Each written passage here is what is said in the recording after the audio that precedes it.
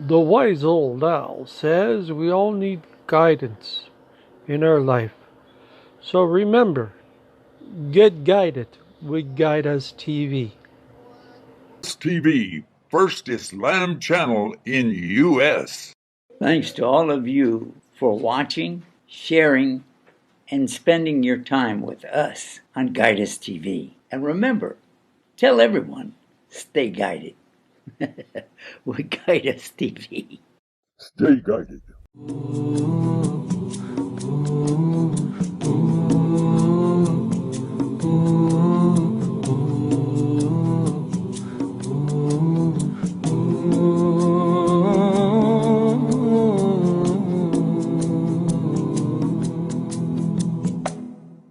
Yusuf Estes, and I'm looking for something. Actually, I'm looking for someone. Is that someone you? I want Dawah partners, and you can be my Dawah partner right now. It's real easy. Just go to dawahpartners.com, sign up, and join me. There are 3 things that I would like for you to be able to do. Any one of them or all of them. Beautiful. Number 1, you will make dua. So you can be our Dawah partner, even if you don't go to the website, but I hope you do. Number 2, share. Share this message and let other people know about becoming Dawah partners. And number 3, help us financially. Donate on a monthly basis, even if it's small. Allah loves the thing that you do regularly, even if it's small, more than the thing that you do that's really big, but you only do it once. Join me as a Dawah partner. Do it now. Click, click, click, click. A way of life, a way of life, a way of life, a way of life. Islam is a way of life, a complete way.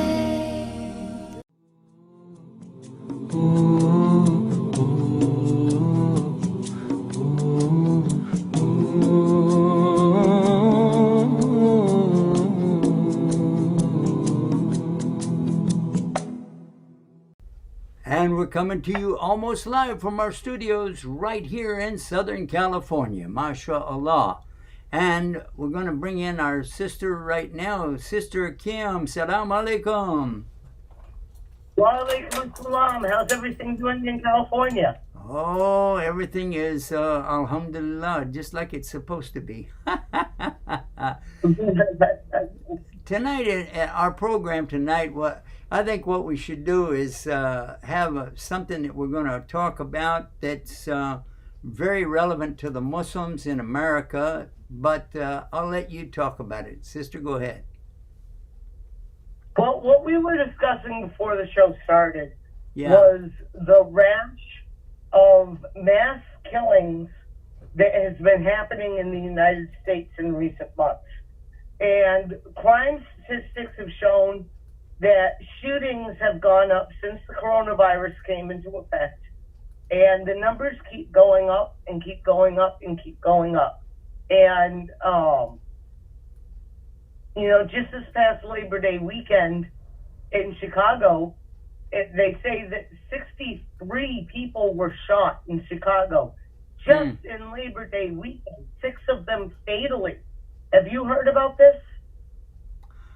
Actually, I did hear something about this, and I really feel that we should get into that and find out more about it. What have you seen? The reports that I've read, of those people that were shot, 6 of them were children that were shot in a 12-hour span. And there's a rundown in the news. I'm not going to go through the whole thing, but it is a long news article outlining everybody who was shot over Labor Day weekend, from Saturday through Monday. Okay. And Allah bless the Chicago police, because they were running around like crazy. Okay.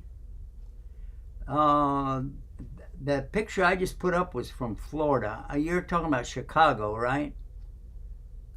Yep, but we also have a story out of Florida. Let's go with that while we've got the Florida pictures up. All right. In Florida, there was an ex-Marine who is accused of killing 4 people. What he did was he believed he was receiving messages from God about a girl named Amber who was about to commit suicide. And he went to this house where this Amber supposedly lived on Saturday night and was talking to a man who was mowing his front lawn, and he said, "There's no Amber here." And so the guy that was having these messages from God said, "I'm going to stay here until I find Amber." And the guy mowing his lawn called the police, and the fellow took off. He came back at about 4 o'clock in the morning. He even lined up glow sticks in the front yard so that he or Amber could find their way out of the house. Then he torched 2 of their vehicles to be a distraction and went into an in-law apartment in the backyard and also the main house, killing 3 adults and 1 baby. And miraculously, he also shot an 11-year-old 7 times. Shot her 7 times, demanding to know where Amber was. She said she didn't know. She played dead. She survived. Oh my goodness. Sister, now tell us again, how many times was she shot? 7 times. And she's still alive. She was shot in the leg. She's still alive. She was shot in the legs. She was shot in the stomach. She was shot in the arm. I'm not sure of the rest of the places, but she survived and has been telling the police the story of the killings in the house. Now, the man who did this was in the house. He barricaded himself in the house and had a shootout with the police, and he was shot in the leg. And he decided that he was outgunned, and so he put his hands up and put his weapons down and walked out of the house. So they have him in custody. So I'm sure we'll be hearing a lot more about these cases as they go to trial. Oh my goodness gracious. Oh, heavens to Betsy. This is, I'm reading it right now. It said, of course, I'm going to put up the picture of the police line. It says, "Police line, don't cross." But this is very serious. Whenever we have something like this, I think it's time to not just talk about it, but to see what we can do about this kind of a thing happening in our neighborhood. And I think this is time for us to really see what Islam is teaching us about these things. Sister Kim, are you familiar with some of the other things that are going on? I know about the violence that was going on in Chicago, and I know about the one in Florida. What about what's okay, Chicago? I have something here I'd like to show everybody, but it's not current. It's happened a few months ago, but still, it's a very serious thing. And this is what happened in Chicago. It said there were 11 mass shootings across the United States during that weekend. If you can imagine, 11 mass shootings across the U.S. on that particular weekend. And for what reason? You know, because it says here that a gunman opened fire at a family birthday party in Colorado Springs. On Sunday, he left 6 people dead. And there were at least 10 more shootings over that weekend that were mass. It said that it left 17 people dead and 35 more wounded. And according to the CNN reports, it said that the information from Gun Violence Archive indicated that this was one of the biggest the weekends for that.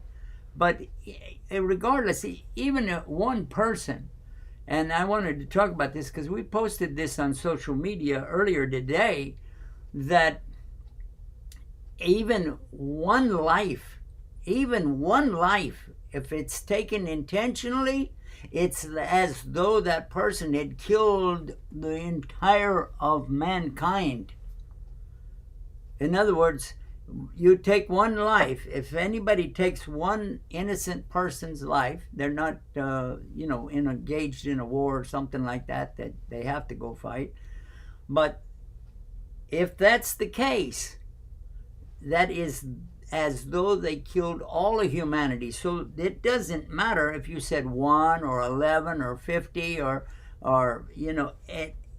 even one is too many. Even one is too many to kill. And I would like to make sure that everybody knows how serious that is. Sister? Now, one thing that comes to mind is, the general thought would be that if somebody killed an innocent, that they would go to the hellfire. But I remember a hadith about a man who had killed 99 people, I believe it was. Yes. And he came to Islam and he asked to be saved. How did that pan out?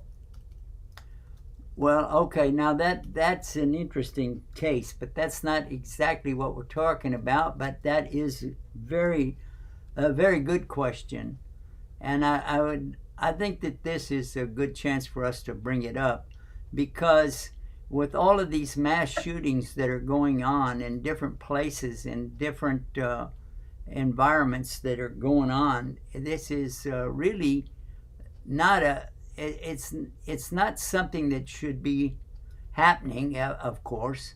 This is, to say the least. I want to just put up some images so people can get an idea what we're talking about. This was 1,700 dead, and nearly one mass shooting a day against Sandy Hook. Okay? But the point that I think we should be emphasizing here, and I think that this is a real serious issue for all of us to think about, because we're not just talking about one little remote case here. We're talking about it's happening over and over and over again. So what can we do about this? All right? And I'm thinking that at least we should consider supporting the efforts of the police, supporting the efforts of the congressmen that are trying to get some kind of handle on it. One of the problems that we have is the way that people interpret the right to bear arms. And we do have a call coming in. Let me take this one call. All right. Assalamu alaikum rahmatullahi wa barakatuh. Alaikum assalam wa rahmatullahi wa barakatuh, Sheikh Yusuf. This is Ahmed Radwan with you here. Okay, all right. How is everything with you? Alhamdulillah. We like to hear your voice. MashaAllah. Thank you so much. And the topic you are talking about killing, today it was my topic in Khutbah al-Jum'ah in Islamic Center of Fullerton. Okay. And, about people killing one another for no reason. Yeah. And the name of my khutbah today, it was Yawm al-Qiyamah. The resurrection date is coming very close. And I was saying these are signs that people that we see around us, people are killing one another. People are cheating. People people are committing adultery. People are these are the signs of Yawm al-Akhirah, Yawm al-Hisab. And when I heard you, I said I have to call you and to support what you are saying. All right. Well, I think that one of the things that we should be looking at right now is what we can do. Obviously, we want to make dua. We'll pray and ask God Almighty to intervene and to give those who have passed away that have been the targets of these mass killings. We'll ask Allah subhanahu wa ta'ala to make everything right for them. On the day of judgment, ease their pain and suffering for the believers, you know.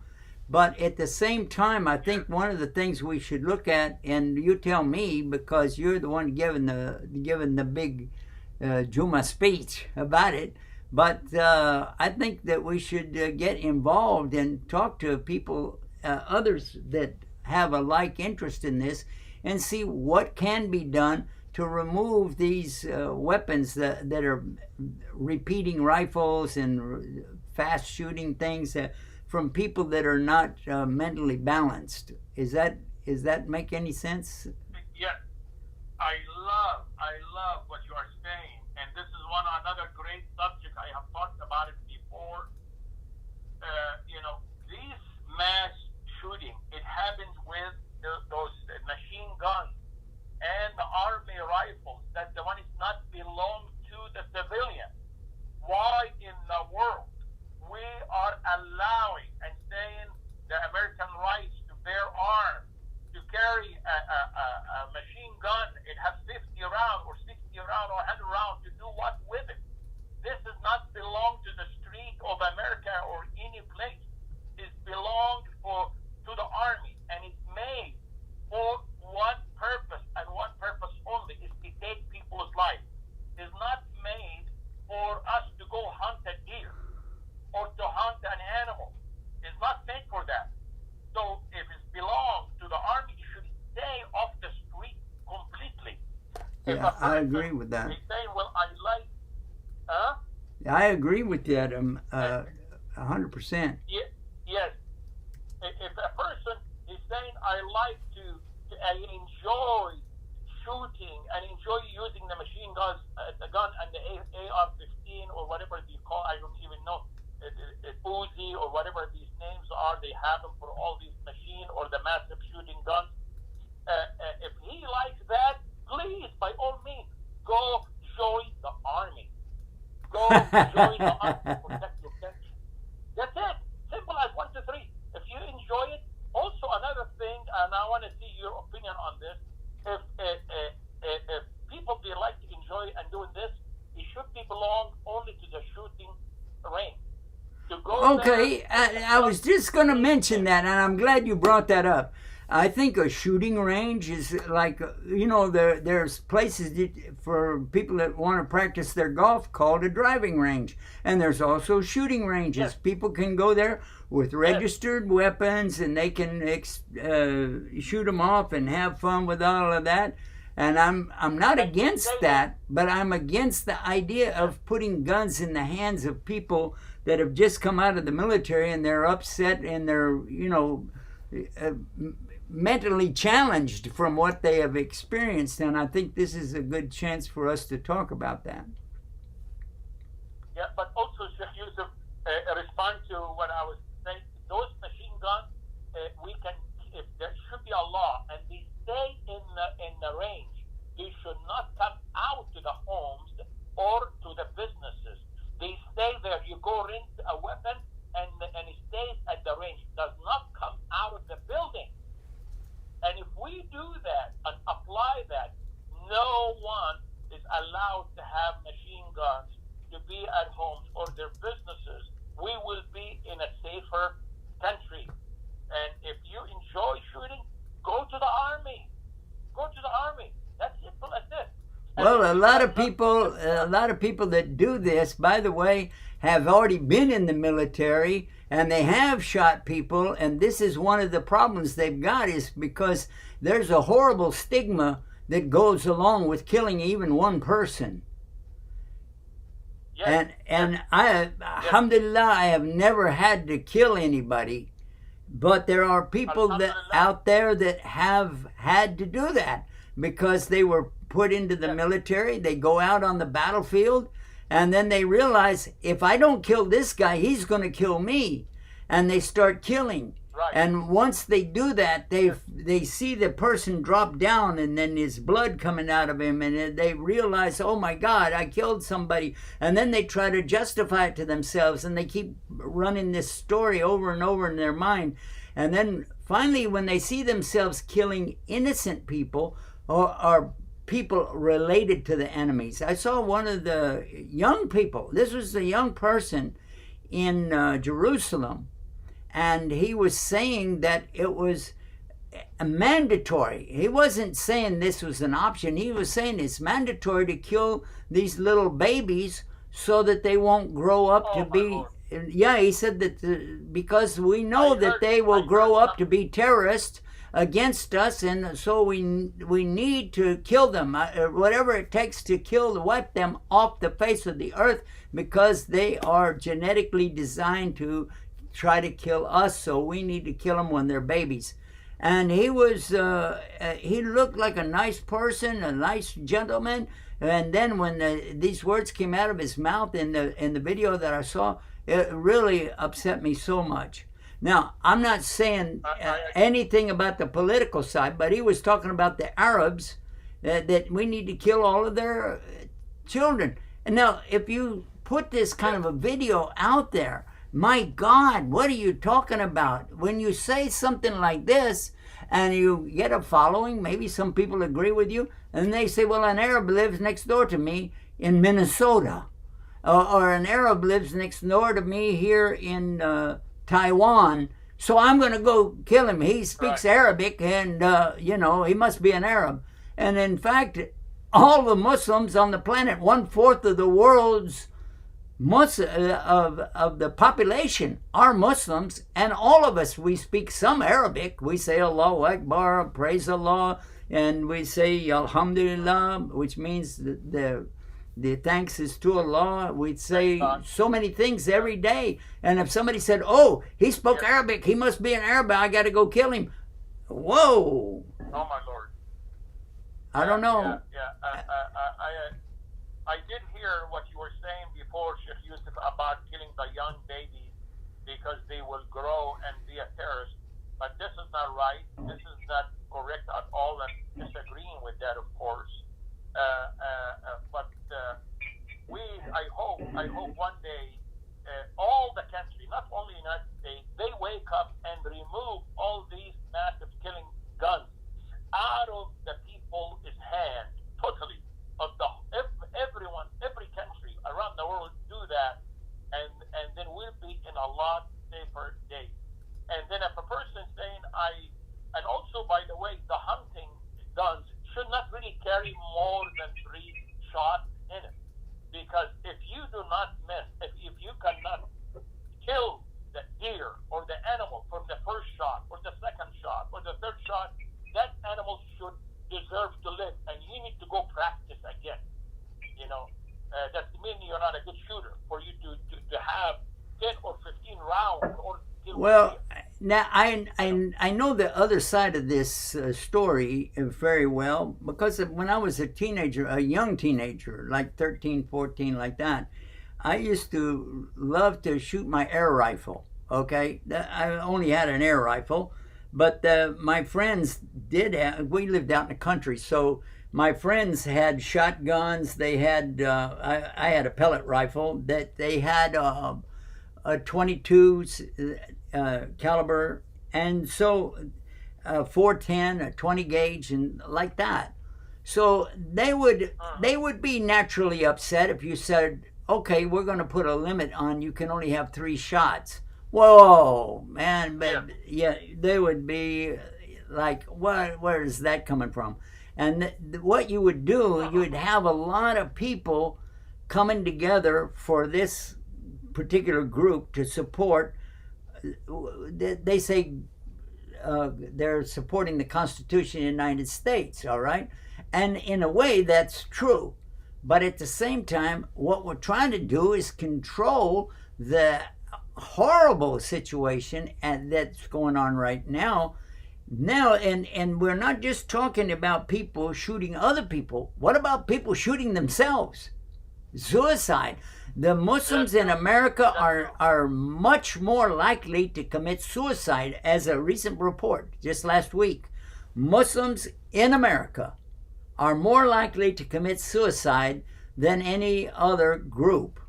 Any other group of the same age, and they're young people. We're talking about people that are anywhere from 12 to 21. That age group in there are just killing themselves. Suicides, taking their own lives. Now, is it because of, go ahead. Because of bullying and the school, Sheikh Yusuf? I don't know. I don't know why. Let me see if I can find out why. Sister, I'm going to go back to Sister Kim. Sister Kim, have you heard anything about this? Do you want to talk about it? I haven't heard about this. I'm in the process of looking it up right now. Okay. I'm looking up as well. Suicide Muslims cause. Well, you know what? We had one of our sisters who was a volunteer with us for a long time, and she's super wonderful lady. And what I'm trying to do, I'm going to get her picture up here. And we knew her as Jasmine or Yasmin, but she goes also by Jessica. And you can see here she's wearing her hijab and everything. But she, in one report, she was saying that she had thoughts of suicide. Now, I understand her condition, but I do, because I was there that morning when it happened. She had two children, a daughter and a little boy. The daughter was a little older. She's about 5. And her daughter had myasthenia gravis, or I know I'm not pronouncing it right, but the daughter had a disease, and they knew that she might expire any time. But she was so brilliant, and she even told her mother. She, Safa and Marwa, right? Her name, I think, if I'm not mistaken, her name was Safa, and she told her mother one time, when I die, I want you to name the next, you'll have another baby, and name her Marwa. Safa and Marwa are the two mountains that we go between in our Hajj or the pilgrimage. And sure enough, she did. After the baby, after her little one died, she had another baby, and she did name her Marwa. Wow. It happened. But so the sister has not, I don't want to legitimize something here, but I can understand that she had so many complications. She had complications right away after that experience with her husband, with the people around her, and her husband started filling in and volunteering for her and traveling with us. And then they were like going to split up, but then they got back together, and she was always having these problems. But once she started getting help, I think that's when it started turning around for her. And I'd like for everybody to make dua right now for our sister Jessica, and ask Allah subhanahu wa ta'ala to take away this horrible thing from her and make everything easy for her, because she's a sweet, wonderful girl. When we started Guidus TV, she was right there even before we were on the air. She was helping us get ready for it, and something that we had with Mass Ikna at the Christmas time, and it was really, she's a great gal, and I hope, inshallah, that everything works out for her. Sister Kim, did you find anything yet? Yes, I did. I found a study that was completed by JAMA Psychiatry.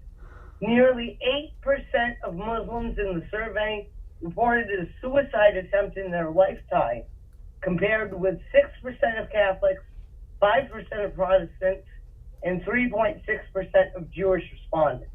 That makes U.S. Muslims 2 times more likely to have attempted suicide than other religious groups. Okay. Well, now we got that settled. Wow. The next question is, I think, what can we do about all this? What can we do? Well, the big thing that the study found was that one of the things that we have to do is we have to take away the stigma of mental illness. All right. And we have to encourage people to get help before they get to the point that they're suicidal. You know, Okay. right now, you know, in conservative Muslim society, if you say, oh, I'm feeling depressed, somebody says, read the Quran. If somebody says, I'm feeling suicidal, they say, pray to God. You know, we have to get to the point where we are, as a society, accepting mental illness the same way you would if you broke your arm. You know, if you broke your arm, you don't read the Quran, you go to the doctor. Well, that's true. And that's what we have to get to a point where it is acceptable and encouraged to seek mental help. All right. Oh, somebody's got a dog. Not my dog. All right, we're going to take a little short break, guys, and we'll be right back right after this. But if you'd like to call in, we have another line, so you can call in on 1-800-971-4383. Call us right now while we take this little break, and stay tuned, stay guided with Guidance TV. Guidance TV, first Islam channel in U.S. Thanks to all of you for watching, sharing, and spending your time with us on Guide Us TV. And remember, tell everyone, stay guided with Guide Us TV. Stay guided with Guide Us TV. Guide Us TV, first. This is Yusuf Estes, and I'm looking for something. Actually, I'm looking for someone. Is that someone you? I want Dawah partners, and you can be my Dawah partner right now. It's real easy. Just go to dawahpartners.com, sign up, and join me. There are 3 things that I would like for you to be able to do. Any one of them or all of them. Beautiful. Number 1, you will make dua. So you can be our Dawah partner, even if you don't go to the website, but I hope you do. Number 2, share. Share this message and let other people know about becoming Dawah partners. And number 3, help us financially. Donate on a monthly basis, even if it's small. Allah loves the thing that you do regularly, even if it's small, more than the thing that you do that's really big, but you only do it once. Join me as a Dawah partner. Do it now. Click, click, click, click. And you can. Yeah, I almost missed that. I was distracted talking. We had another caller while we were off the air when the break was on. So we have another caller. Salam alaikum, caller. Alaikum assalam wa rahmatullah barakatuh. How are you, my dear brother? MashaAllah, MashaAllah. It's great to hear your voice. How's everything there?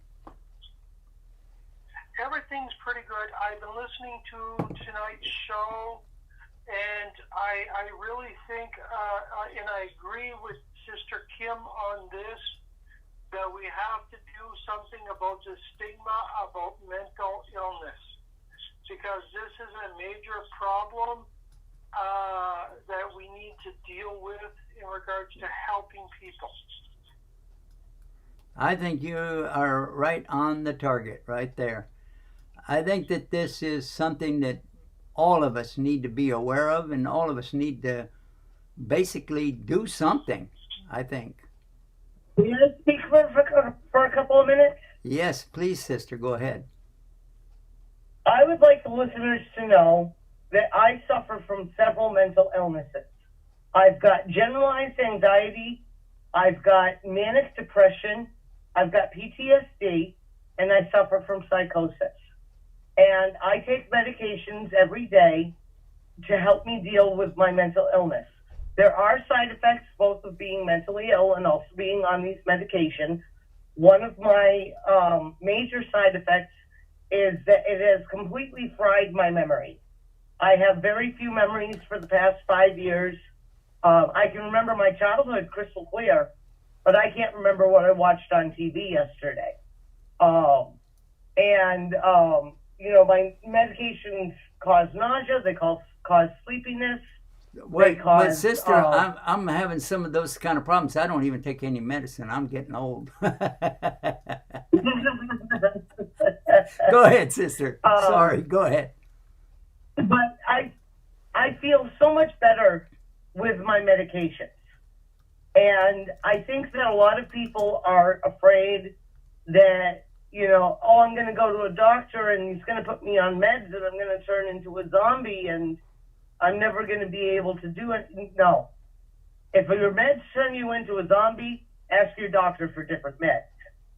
It takes several times for them to find depression or anxiety or psychosis medication that is going to work for you.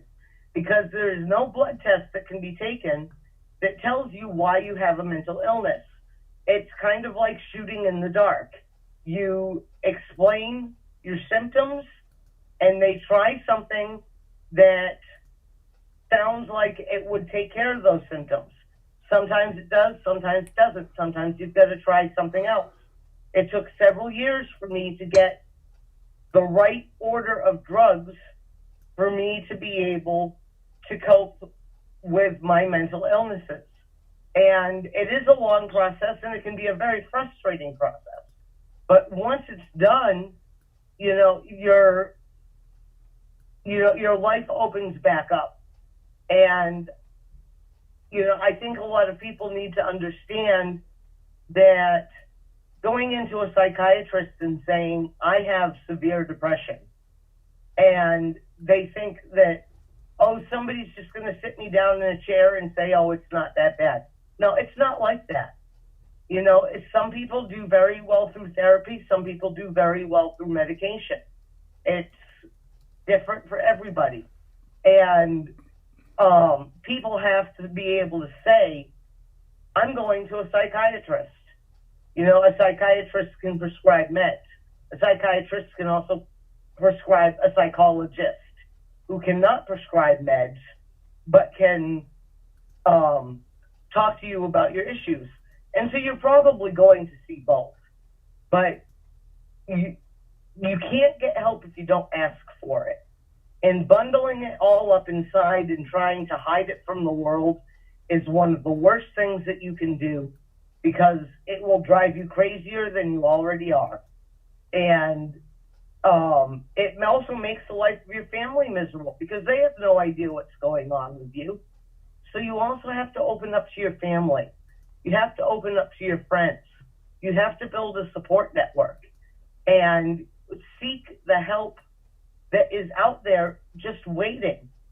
And, and you'll find that it's so much easier when you've got people on your side that are willing to support you through your diagnosis and through your treatment. And, and you come out the other side so much better off. And so, normalize this within yourself, then normalize it with your family and normalize it with the people around you. You don't have to walk up to a complete stranger and say, hi there, I'm psychotic, but explain to your friends, I was diagnosed with manic depression, and that means I'm going to have episodes where I'm going to be extremely depressed. I may not want to talk to you. I may want to talk to you a lot. It's all going to depend on the time. And by interacting with people and stuff like that, you have a much lesser chance of getting to the point where you're suicidal if you have a support network around you, because those people are there for you to call upon and talk to if you're starting to feel suicidal. You know, it's amazing what can be done if you're feeling very suicidal. Just having a friend come over, popping in a movie and watching a movie together. And you don't have to say a word. You know, you've got company. You're not alone. And that is a big part of suicide, is people feel that they're left alone. And so, you know, you don't want to do that. In my opinion, mental health should be a community focus.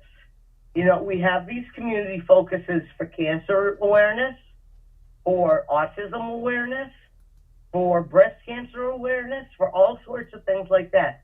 It's time that we took that level to mental illness.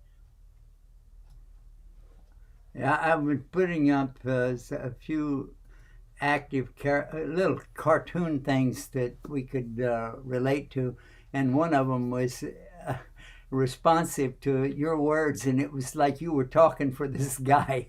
It was kind of weird. I just saw that again. Let me see if I can do that. Well, okay, no, yes, maybe. It worked. But sometimes life gets a little bit overwhelming, and we really feel like nobody cares or nobody's listening. And is that right, sister? I've heard this, but I've never been at that extent. You know what I mean? Right. Yeah. And Habib, may I ask you a personal question that you don't have to answer? Habib. Yes, you may ask. Go ahead. Have you had any cases of mental illness in your family? Including myself, my brother, some of my nieces, yeah. Okay, so how does it work within the family with these mental illnesses? Do people support one another?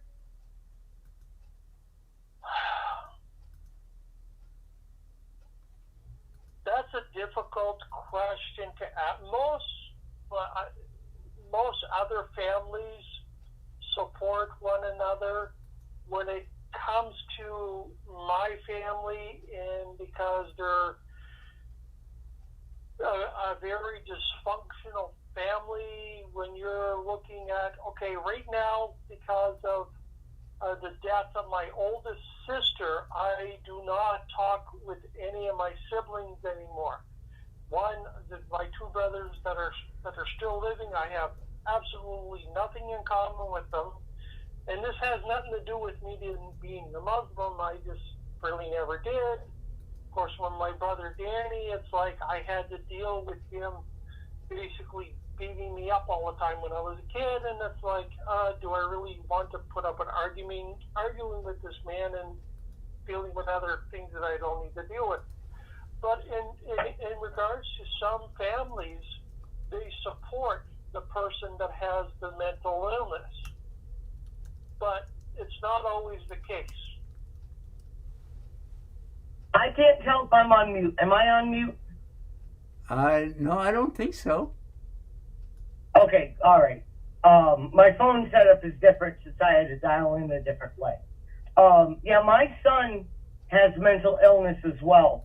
And my ex-husband, my son's father, has a very hard time understanding what he's going through. And so they are still in contact, but my son relies on me for support because he knows I'm going through similar and went through similar when I was his age. And so if he has any questions, he calls me and I walk him through it. And I think that's important to have in any family. If you don't have it in a family, there's the saying, you can choose your family. You can find people that might be good friends, or it might be a doctor, or it might be someone else that can be your call upon person. And so, it's worth exploring those connections. All right. Well, Brother Habib, are you still with us? Yes, I'm still with you. I'm still listening. The thing is, and believe it or not, I do have some people like that. But what's really funny, some of them are not even in this country. Matter of fact, one of them is in Iraq. And we talk on a regular basis, and he's going through some things, and I know this because like right now his mother's with him, and I'm saying to him the big difference when his mother's there and that has that support. But he's the type of person that being alone a lot causes him to have depression. So, right. And I understand that, and we support each other on the sense that he'll check in with me, and he'll ask me if I ate, if I went out for a walk, did you change your activities for today, so we do this for both of us. So yeah. Okay. Now, if I can ask another question, this is one that helped me immensely, was the schedule for prayer. Being tied to a schedule throughout my day in which I could connect to Allah was a huge help. Does prayer help you with your mental illness? My biggest problem is more so at night. Because if my apartment is completely silent, I will hear things like a knock at the door, and that time of the night, nobody's going to be knocking on my door. But right. If I have, and this is strange, if I have the Quran playing, it eliminates these noises that are not even there. If you know what I mean. Yep, I know exactly what you mean. Yeah. And this will wake me out of sleep, that I'll hear these knockings and, somebody calling my name and stuff like this. But with the Quran playing in the background, it eliminates this. But it's also when I wake up in the morning or through the night, it gives me something to focus on as well. Right. And yeah. Yeah, I have trouble listening to the Quran at night because I get so involved in it that I can't sleep.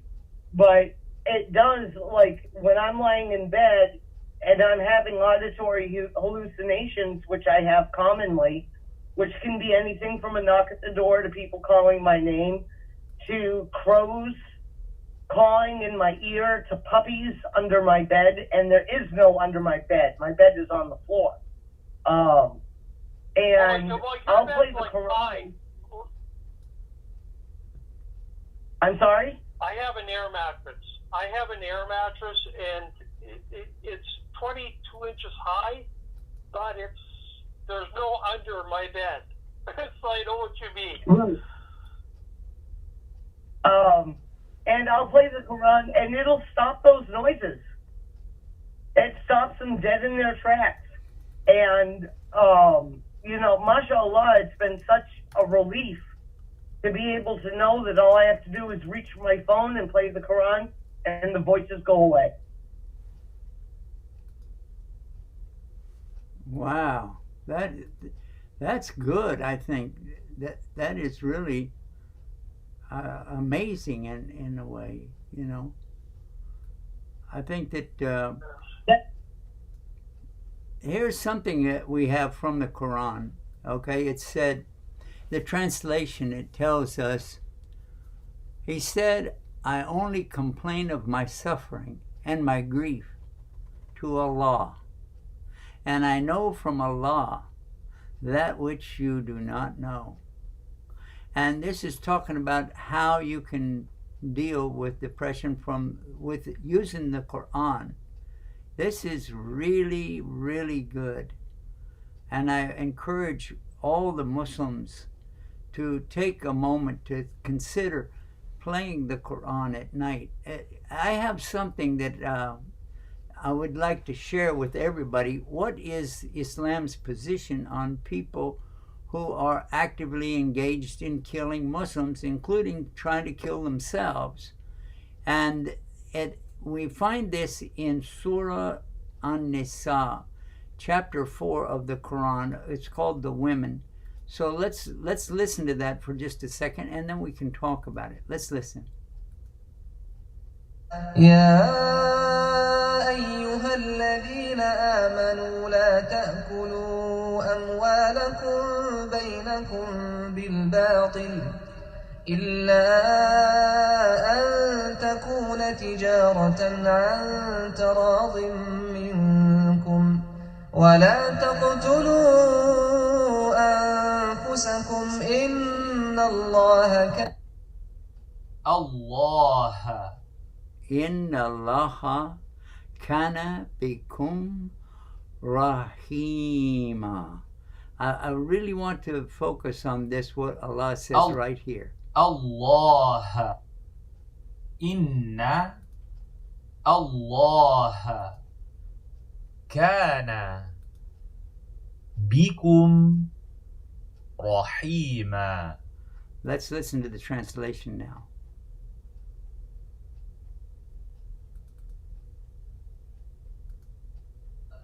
O you who have believed, do not consume one another's wealth unjustly, but only in lawful business by mutual consent. And do not kill yourselves or one another. Indeed, Allah is to you ever merciful. Okay, so the focus on that is that last line, Inna Allaha kana bikum rahima. Because for sure Allah is to you ever merciful. Allah is the one who has given you the test. He's given me tests too, trust me. All of us are having experiences according to what we're doing every day. It might be wealth is your test. It might be having possessions in this dunya is your test. It might be going without things in this dunya is your test. But it can also be your relationship with other people. It can also be a test. But let's go beyond that a little bit. It could also be the jinn. There really is another dimension that we are not privy to. We don't get into it, we don't see it, but it is around us. And those who live in that were alive even before Adam, alayhi salam. They're not made from the same substance we are. That's why we don't see them. They're made from what's the Quran describes as a smokeless fire. They're made from a smokeless fire. And just like we can't see angels usually, we also can't see these jinn usually. But sometimes Allah allows for us to be tested by seeing angels or by seeing jinn. And oftentimes the jinn represent themselves as angels and then try to tell us to do things, crazy things. Yeah, and this is why playing the Quran is so important. Because when the Quran is playing, the angels can still, they love it. They'll be around you and help you and do things, but the jinn cannot stand it. The bad jinn, the evil jinn, cannot stand the Quran. It burns them, and they have to leave. And that's why they use the Quran for exorcism in Islam. And very, very often, people have experiences with this kind of jinn, and they go to somebody who understands this thing, and then they have the wonderful results. And the depression doesn't just float away. but it reduces. And the anxiety doesn't just all go away at one time, but it reduces. And it starts getting better and better. The more you listen to the Quran, the more that you understand what's really being said by Allah, the better it is. I want to play that again for you, just to let you hear it one more time. يا أيها Ya ayyuhalladhina amanu. O you who are the believers. Let's listen. يا أيها الذين آمنوا لا تأكلوا أموالكم بينكم بالباطل إلا أن تكون تجارة عن تراض منكم ولا تقتلوا أنفسكم إن الله كان بكم رحيما. O you who have believed, do not consume one another's wealth unjustly, but only in lawful business by mutual consent. And do not kill yourselves or one another. Indeed, Allah is to you ever merciful.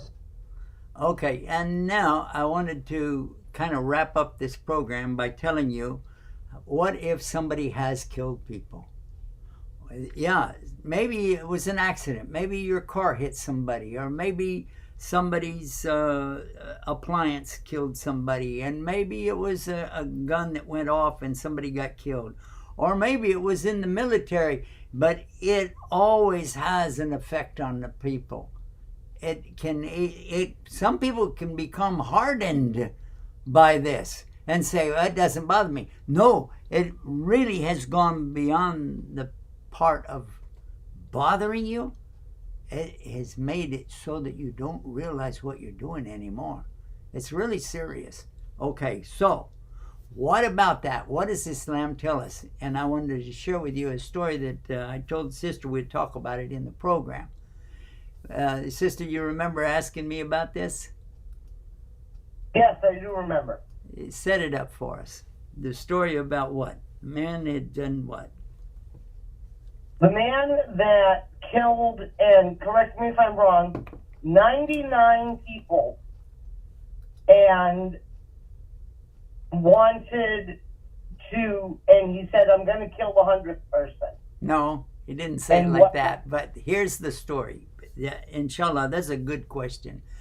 The story goes something like this, sister, that the Prophet ﷺ, he said, and he was given an example about Allah's mercy.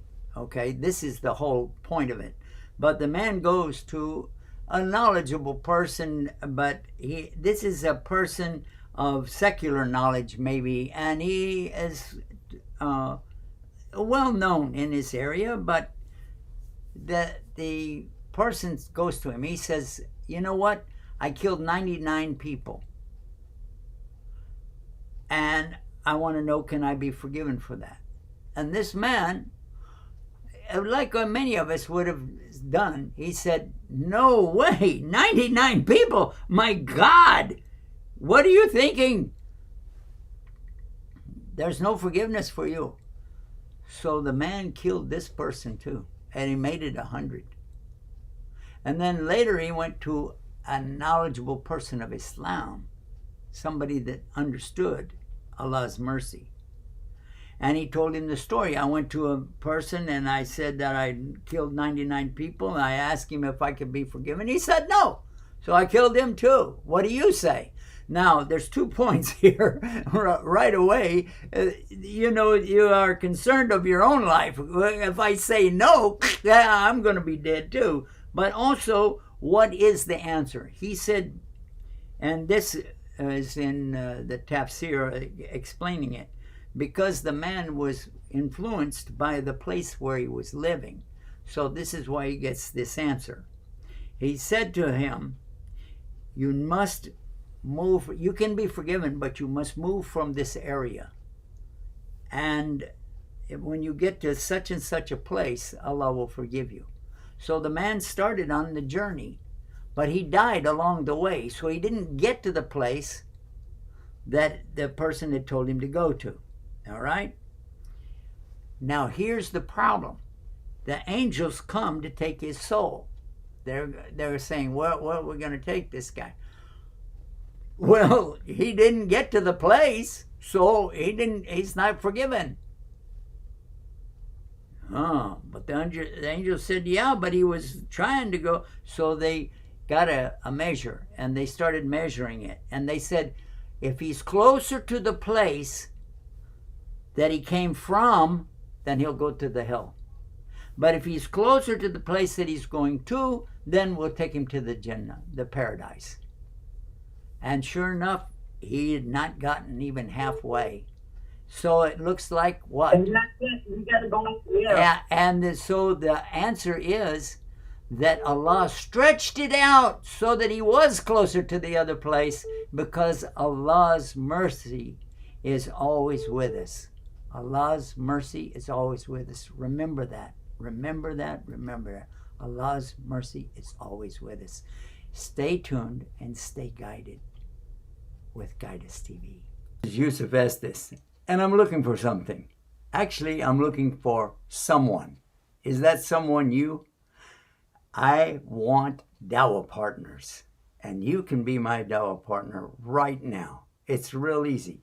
Just go to dawahpartners.com, sign up, and join me. There are 3 things that I would like for you to be able to do. Any one of them or all of them. Beautiful.